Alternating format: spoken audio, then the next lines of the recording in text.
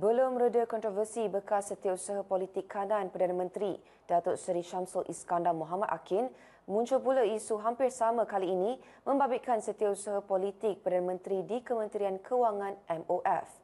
Ia berkaitan penggunaan surat yang mengundang tanda tanya netizen sama ada budaya menggunakan surat rasmi bagi mengangkat kepentingan pihak tertentu semakin berleluasa dalam kalangan orang terdekat pemimpin.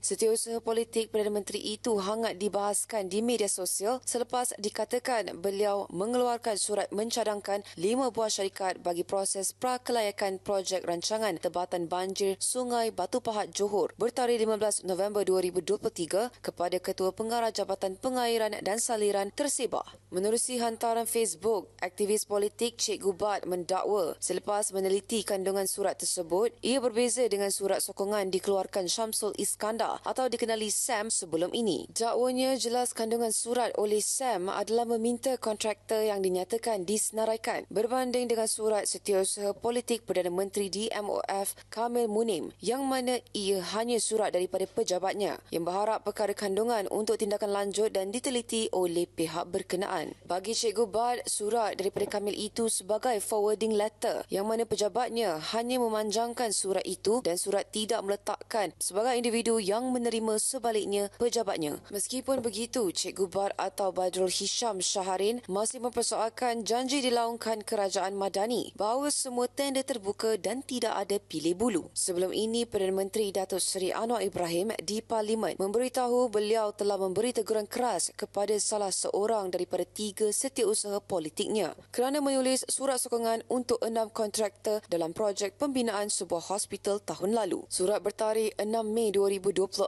didakwa dikeluarkan Syamsul Iskandar ditujukan kepada pembantu kepada Menteri Kesihatan sebelum ia disahkan oleh Datuk Seri Dr. Zulkifli Ahmad.